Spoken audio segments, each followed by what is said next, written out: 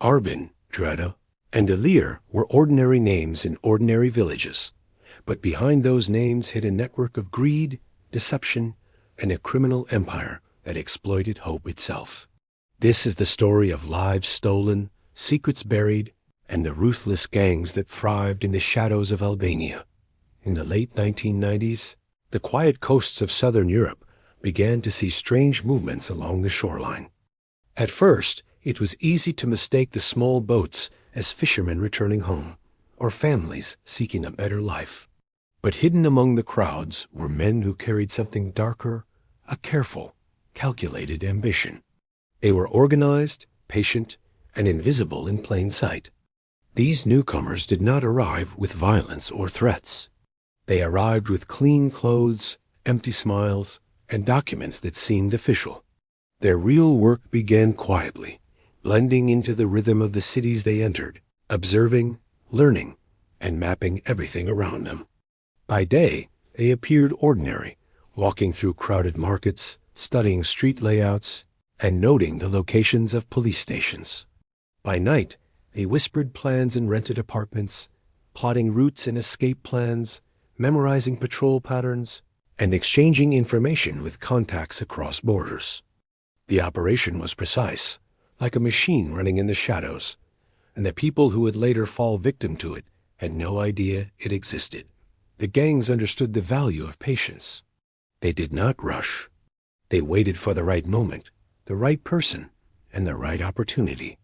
What made their arrival almost undetectable was the way they moved through society. They offered small, seemingly harmless favors. A job lead here, a ride there, a promise of safety or opportunity. They made connections with locals, building trust with a smile, a handshake, and subtle gestures that suggested goodwill. These gestures were calculated. Each connection was a thread in a growing web, stretching further with every day. People often noticed the newcomers, but dismissed them as temporary visitors, unaware that the city itself was being quietly mapped and claimed. The gangs did not immediately deal in drugs, weapons, or violence. Their trade was far more insidious. It was human lives. They studied poverty, desperation, and hope, and they discovered the perfect market for exploitation. Villages far from city lights became their hunting grounds, where families clung to promises of escape and a better future. Each promise was a trap, wrapped in opportunity. The people who believed in these offers were never fully aware that each document, each contract, and each handshake was part of a plan designed to control them. By the time the local authorities noticed something unusual, it was often too late. Safe houses were already established, and networks of couriers and operatives had been quietly formed.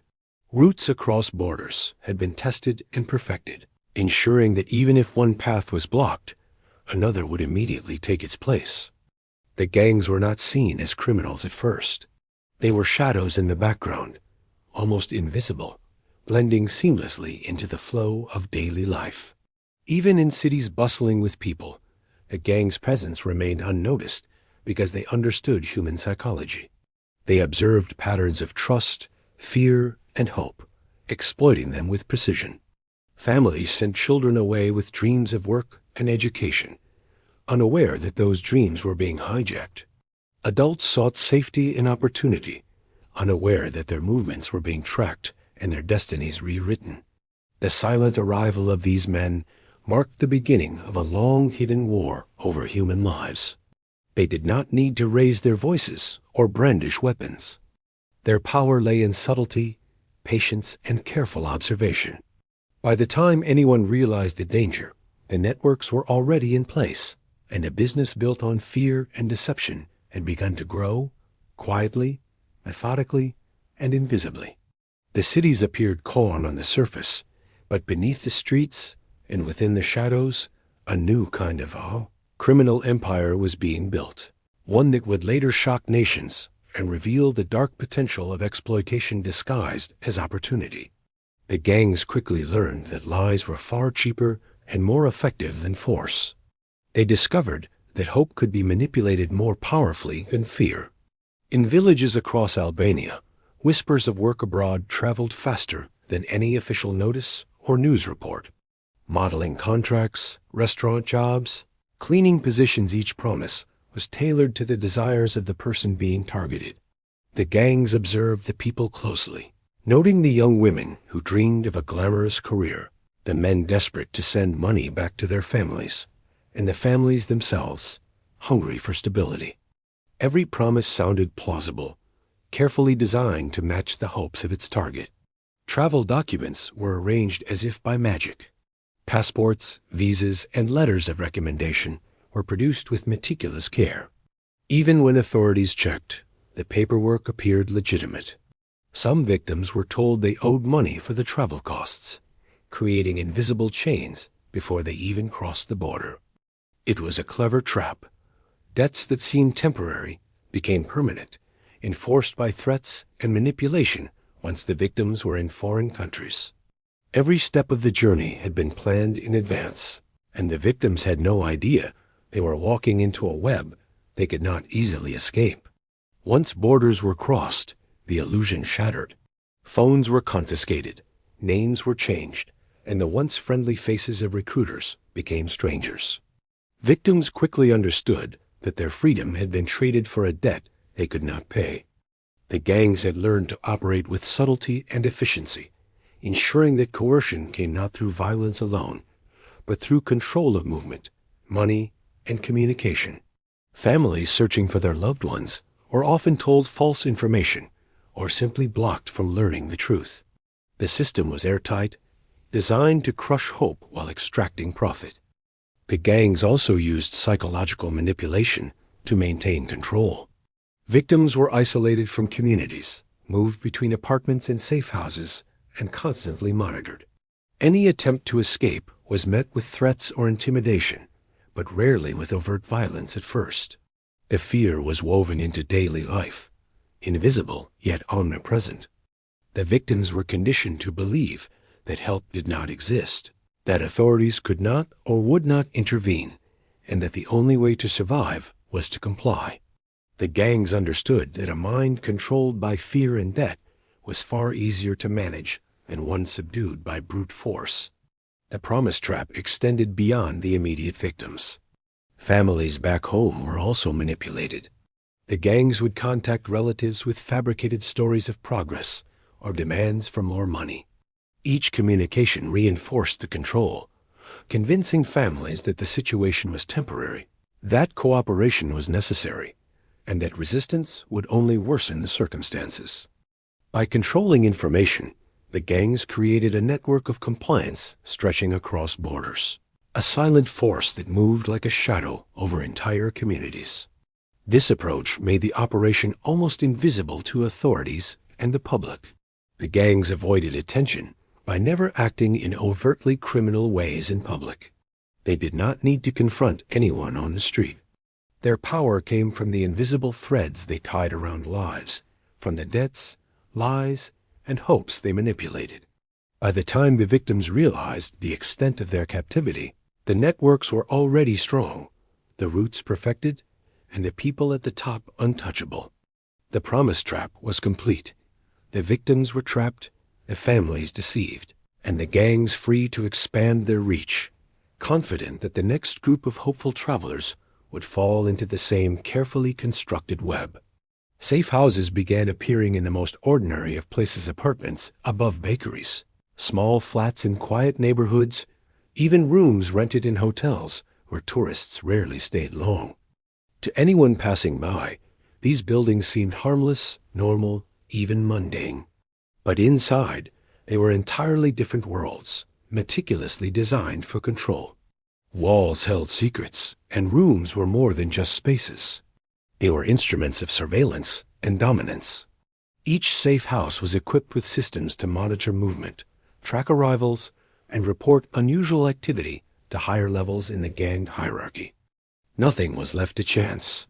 Within these walls, strict schedules governed every aspect of life. Victims were woken early, fed, and moved according to plans that were not their own. Their movements were recorded, and their communications limited. Couriers and low-level operatives ensured that every transfer of money, every movement of people, and every message between the safe houses remained controlled. The gangs had perfected a system that worked like clockwork, and each victim's day was carefully orchestrated to maintain obedience. Sleep, meals, and work were all calculated to create a sense of normalcy while reinforcing dependence on the gang. The gangs also maintained a hierarchy that was both invisible and absolute. No single leader remained in one city for long. Leaders moved constantly, avoiding detection, while trusted lieutenants handled the daily operations of the network. This ensured that even if authorities managed to capture one part of the system, the overall network remained intact. Each level of the organization had a clear role. Some managed finances, others monitored victims, and others coordinated transportation and documentation. The network was resilient, like a spider's web, capable of withstanding disruption at multiple points without collapsing entirely. Money was the lifeblood of the operation, flowing upward in layers. Small payments were collected from victims, disguised as loans or fees, then funneled to middlemen before reaching the hands of the leaders. Each transaction was calculated to avoid attention, using informal channels, coded messages, and front businesses that appeared legitimate. Cafes, laundries, and small shops became cover for money laundering, allowing the gangs to integrate illicit profits into the legal economy. Even when financial authorities tried to investigate, the money was buried beneath layers of seemingly innocuous transactions, invisible to outsiders. Control extended beyond physical spaces into psychological domination. Victims were isolated, moved from city to city, and prevented from forming connections outside the network. Fear, shame, and dependency ensured compliance without the need for overt violence at every turn. Victims quickly learned that any attempt to resist could result in punishment, increased debt, or further isolation. The gangs understood that a mind constrained by fear and manipulation was easier to control than one subdued by brute force. In addition, the gangs used public spaces strategically to reinforce their power. Apartments overlooked busy streets, allowing operatives to monitor activity without raising suspicion. Cars and couriers blended seamlessly with ordinary traffic, while coded signals communicated instructions between safe houses. Even police patrols were studied and mapped, so the gangs could operate openly yet remain unseen. Their presence was a paradox, highly active yet almost invisible. By mastering both physical and psychological spaces, the gangs created a system that seemed unbreakable. Cities appeared ordinary on the surface, but underneath, a network of control and exploitation thrived. Safe houses were more than shelters. They were instruments of domination, each carefully positioned and managed to extract obedience and profit. The operation had become a hidden empire, quietly expanding, carefully concealed, and terrifyingly efficient, proving that true power often thrives not through chaos, but through precision and invisibility. At the top of this hidden empire was a man whose name was whispered but rarely spoken aloud. Few had ever seen him in person, and those who had remembered only a shadowy figure, always moving, always distant. He never stayed in one country long enough for authorities to catch a glimpse. His life was a continuous journey through borders, cities, and safe routes, making him almost untouchable. Even among his own network, he remained a phantom, giving orders indirectly and trusting only intermediaries. His presence was felt everywhere, but he himself was nowhere. He invested in legitimate businesses that masked his illegal operations. Cafes, nightclubs, car washes, and small shops dotted the streets of multiple countries. To outsiders, these were normal establishments, places to drink coffee, enjoy music, or wash a car. But beneath the surface, they functioned as financial conduits, washing money from illicit activities and funneling it through the legal economy. These businesses were carefully chosen. They were ordinary enough not to attract suspicion, but profitable enough to sustain and expand the gang's reach. Each investment also served as a hub of information, where trusted lieutenants reported back on developments across the network. The man at the top was a master of invisibility. He avoided the flashy displays of power often associated with crime bosses. There were no grandiose mansions, no ostentatious cars, no visible security details.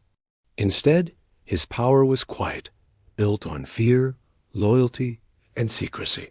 He controlled the network like a chess player, moving pieces carefully, anticipating threats, and responding before problems could emerge.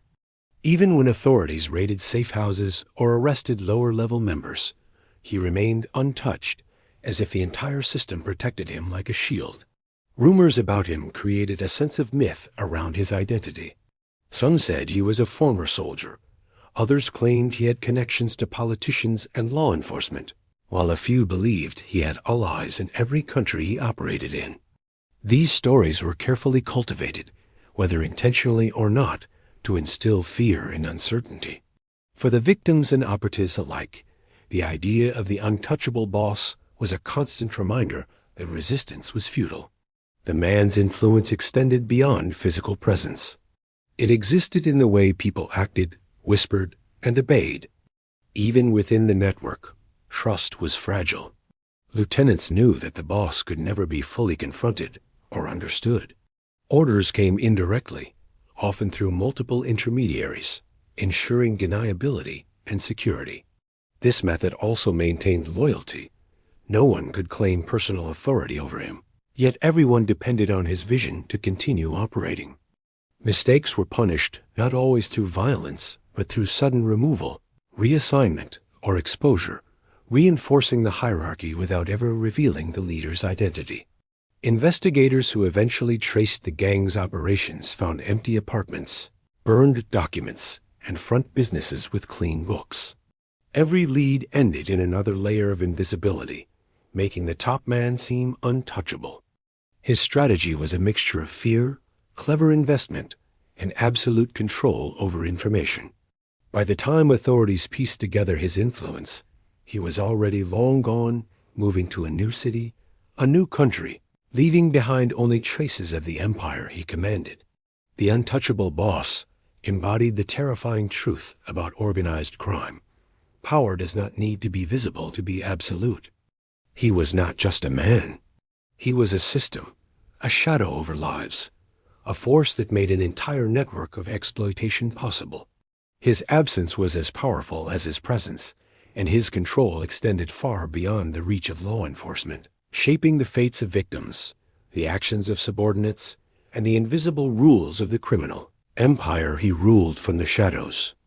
The seemingly routine arrest of a low-level driver in a small city changed the trajectory of the entire investigation. For years, the gangs had operated in a way that made them almost invisible, blending into ordinary life and leaving little trace behind. Authorities had suspected activity, but evidence was scarce, and the operation always seemed one step ahead. The driver, however, had been careless, a single mistake that would unravel part of the carefully constructed web. He was stopped for forged documents during a routine checkpoint, a minor offense on the surface, but what authorities discovered inside his vehicle was far more significant. Hidden inside a simple music player were digital files that had gone unnoticed for years. At first glance, it looked like ordinary data: music files, playlists, personal photos. But embedded within were records of financial transactions, coded messages, and detailed logs of movements across multiple countries. Payments, dates, and locations were all meticulously recorded. The files revealed a level of organization and reach that investigators had only suspected. For the first time, the gang network appeared vulnerable, and the untouchable empire that had seemed impenetrable now had a small crack in its armor. The information from the driver quickly became the foundation for a broader investigation. Investigators pieced together financial trails, tracing payments from victims through multiple intermediaries. Each lead uncovered a layer of the network that had previously been invisible. Safe houses, travel routes, and operatives were identified through a combination of digital evidence and old-fashioned legwork. The files were like a map of the gang's operations, showing not just the structure, but also the methodical precision with which every move had been executed. What made the discovery even more shocking was the scale of coordination. The records revealed synchronized movements across countries, planned well in advance, with contingency plans in case of arrest or exposure. The gang's ability to adapt and survive had always seemed almost instinctual, but now investigators saw it as a deliberate, calculated system. It was not chaos. It was an operation that functioned like a machine, each part working in perfect synchrony. The arrest of a single driver had unexpectedly exposed the inner workings of a vast criminal network. The files also contained information about individuals who had been considered untouchable within the network. Names of key lieutenants, payment schedules, and even coded references to the top boss were recorded, giving authorities clues to track higher levels of the operation. Witnesses who had previously been too scared to speak were now contacted under protection, and some began to provide corroborating evidence. The network, which had seemed so invulnerable, now appeared to have weak points that could be exploited. For the first time, the authorities realized that the gang's empire, while extensive and dangerous, was not infallible. Small mistakes, overlooked details, or careless actions could expose the entire system. The discovery transformed the investigation from a reactive effort into a strategic operation. It became clear that meticulous planning and patient work could dismantle even the most secretive criminal networks. The arrest of a single low-level driver, a seemingly insignificant event, had opened the door to understanding the full scale of the exploitation and control that the gangs had maintained for years. The fragile appearance of the network became a source of hope for victims and authorities alike. It proved that even the most carefully hidden operations could be uncovered with persistence, observation, and a little luck. The files inside a simple music player had turned the tide, revealing cracks in an empire that had once appeared untouchable, and setting the stage for a series of events that would challenge the power of the gangs like never before. As investigators followed the digital trail uncovered from the low-level driver, they uncovered a shocking and unexpected truth. A respected community mediator had been working secretly with the gangs. For years, this individual had cultivated an image of integrity, someone who helped families resolve disputes and supported local initiatives. He attended public events, spoke about crime prevention, and offered guidance to those in need. To the community, he was a pillar of trust, a figure whose word carried weight. Yet behind closed doors, he had been moving money, coordinating routes, and maintaining communication channels for the gangs, all while maintaining the perfect facade of a law-abiding citizen. The discovery stunned investigators. The mediator's role explained why certain operations had remained untouched for so long. He had been the invisible hand, guiding the gangs, controlling information, and ensuring that victims remained silent. Families who tried to intervene were subtly dissuaded, always met with plausible explanations, advice, or guidance that led nowhere. His influence was so extensive that even lower-level operatives deferred to his instructions, believing he was acting in the interest of the community rather than the criminal network. Evidence showed that he had been deeply involved in the movement of funds between safe houses and operatives. Payments collected from victims were disguised as charitable donations, community fees, or business expenses. Accounts were opened under his name or the names of close associates, creating layers of legitimacy that shielded the gangs from financial scrutiny. The mediator's knowledge of legal systems, municipal records, and local authorities gave the network an added advantage, allowing them to operate in plain sight while appearing completely lawful. The betrayal went even further. Investigators discovered that he had deliberately misled authorities during earlier inquiries. Requests for information were subtly delayed. Witnesses were directed away from providing testimony, and evidence was minimized in his presence. The man who had once been relied upon as a trusted guide had become one of the most dangerous components of the operation. His actions prolonged the suffering of victims, allowing the gang to maintain control and expand its reach across cities and borders. When his involvement came to light, the psychological impact on the community was profound. People struggled to reconcile the image of a trustworthy mediator with the reality of someone complicit in crimes that had devastated lives. Families felt betrayed, and victims realized that the manipulation they had endured had been orchestrated at multiple levels, not just by distant gang leaders, but by someone they had trusted implicitly. The betrayal demonstrated the depth of the network's reach and highlighted the way organized crime could infiltrate ordinary, trusted institutions. Authorities realized that to dismantle the network, they would need to expose not only the gang members, but also those who operated behind the scenes, manipulating perceptions and controlling information. The mediator's exposure became a turning point. It showed that the operation was not invulnerable, and that even the most trusted figures could be brought to account. Yet it also served as a chilling reminder of the subtlety of criminal networks. Sometimes the most dangerous threats are not those who are visible, but those who hide behind the trust and confidence of a community. This revelation shifted the investigation from simply tracking movements and financial flows to understanding the psychological and social architecture that allowed the gangs to survive. The betrayal emphasized the need to look beyond the obvious, to question authority, and to examine the invisible threads connecting crime to everyday life. The gangs had relied on silence and trust, but now, with one insider exposed, the carefully maintained balance of fear and obedience began to crack, revealing vulnerabilities that had been hidden in plain sight for years. The night of the raids began long before dawn, under the cover of darkness that blanketed the streets. Coordinated teams moved through multiple cities across Europe, guided by the intelligence gathered from the digital files and insider revelations. Each unit had a precise role. Some were tasked with securing safe houses, others with seizing records, while specialized teams focused on financial accounts and communication networks. The scale of the operation was immense, requiring careful timing, coordination, and secrecy. One mistake could tip off the network and allow key players to vanish. In the first wave, doors were broken, alarms were silenced, and operatives swept through apartments that had once seemed ordinary.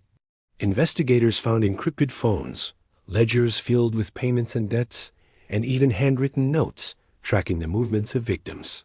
The safe houses that had once been invisible nodes of control were exposed, revealing the methods by which the gangs had maintained dominance. Each raid brought the authorities closer to understanding the full scope of the network, but it also revealed the human cost. Victims who had lived under constant fear were confronted with the reality of freedom for the first time, often overwhelmed by emotions and trauma that had built over years. As the raids unfolded, several high-ranking leaders were apprehended within hours. Their capture was a shock to the network, which had relied on their ability to move quickly and stay ahead of law enforcement. These arrests sent ripples through the gang, creating confusion, fear, and a temporary breakdown in communication. Without the leaders to issue instructions, operatives at lower levels struggled to maintain the system, and some attempted to flee, only to be intercepted by authorities. For the first time, the gang's perceived invincibility began to crumble under the weight of coordinated, methodical enforcement. Yet despite the massive operation, one name remained absent: the untouchable boss. Investigators found only empty apartments, burned documents, and traces of hurried departures. Every lead that had promised to reveal his location ended in a dead end. The absence of the top figure created both frustration and a chilling realization. Even with the arrest of many key members, the architect of the empire remained free, continuing to control from the shadows. The raids had dismantled much of the visible structure, but the ultimate mastermind remained a phantom, untouchable and untamed. The impact of the raids extended beyond law enforcement. Public awareness of the gang's operations increased, bringing long-hidden crimes into the open. Victims began to share their stories, shedding light on the scope of exploitation and the calculated methods used by the gangs. Communities that had once ignored rumors were forced to confront the reality that criminal networks had been operating in plain sight. The raids became a symbol of law enforcement capability and persistence, demonstrating that even the most sophisticated operations could be disrupted with intelligence, patience, and coordination. The night of collapse marked a turning point in the battle against the gang network. While significant progress had been made, the lingering presence of the untouchable boss served as a reminder of the limits of enforcement. The arrests showed that the network was vulnerable, yet the empire's roots ran deep. The raids dismantled operations temporarily, but the adaptability of the gang meant that new leaders could emerge, and new methods of exploitation could develop. By dawn, streets were quiet again, but the consequences of the night were felt across cities. Evidence was collected, victims were taken into protective custody, and investigators began analyzing the vast amounts of information recovered. The raids were both a victory and a warning. Even the most carefully hidden networks could be exposed, but the battle against exploitation was far from over. The collapse had begun, but it was only the first step in a long, complex struggle to dismantle an empire that had thrived on secrecy, control, and fear. Years after the raids, the case files were officially closed, and courts had handed down convictions. Many of the gang members caught in the coordinated operations were sentenced to long prison terms, and the victims finally began to rebuild their lives. Laws were tightened, border controls strengthened, and authorities across multiple countries were better equipped to identify signs of human trafficking. Public awareness had grown, and communities became more vigilant, determined not to let such a network operate unnoticed again. On the surface, it seemed as though justice had been served and the empire of exploitation dismantled. Yet the reality was more complex. Even with convictions and tighter regulations, new roots quietly emerged, and different faces took the roles once held by the captured leaders. Exploitation adapted to survive, shifting methods and locations, just as water finds its way around obstacles. Families continued to receive false promises from new recruiters, and victims remained vulnerable in areas where poverty and desperation prevailed. The business of exploitation had proven resilient, finding openings wherever opportunity intersected with vulnerability. The empire had not disappeared, it had evolved. The lessons of the network extended beyond the streets and borders.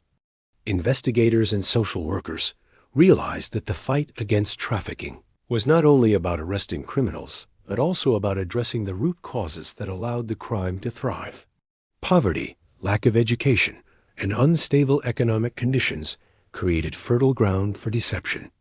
Communities that had once trusted intermediaries blindly learned to question promises, verify information, and protect their young and vulnerable from those who preyed on hope. Prevention became as important as enforcement, and education campaigns were launched to inform the public about the tactics of traffickers. The victims themselves played a central role in reshaping the narrative. Many who had suffered in silence began sharing their stories publicly, turning their trauma into warnings for others. Their testimonies revealed the human cost of the crimes, exposing not only the greed and cruelty of the gangs, but also the complex psychological and social strategies used to maintain control. Their voices became powerful tools for change, influencing policy, awareness programs, and support networks for future potential victims. Despite these efforts, the untouchable boss remained missing, a lingering shadow over the justice system. His absence served as a reminder that even the most sophisticated law enforcement operations could not eliminate every threat. The empire's top figure had vanished into anonymity, proving that power could survive in the gaps between legal systems, exploiting weaknesses and adapting to enforcement measures. It was a sobering truth. The fight against organized crime was never truly complete. Ultimately, the story of the Albanian gangs became a cautionary tale about the intersection of desperation and deception. The case files closed, but the warning remained clear. Where hope exists, there is opportunity for exploitation. Crime adapts, shifts, and hides in plain sight, using human vulnerability as its currency. Society could reduce the risk, protect the vulnerable, and punish the guilty. But the threat of exploitation would persist as long as human need and ambition existed. The legacy of the network was not only in its crimes, but also in the lessons it left behind. A reminder that vigilance, education, and resilience were essential to preventing history from repeating itself.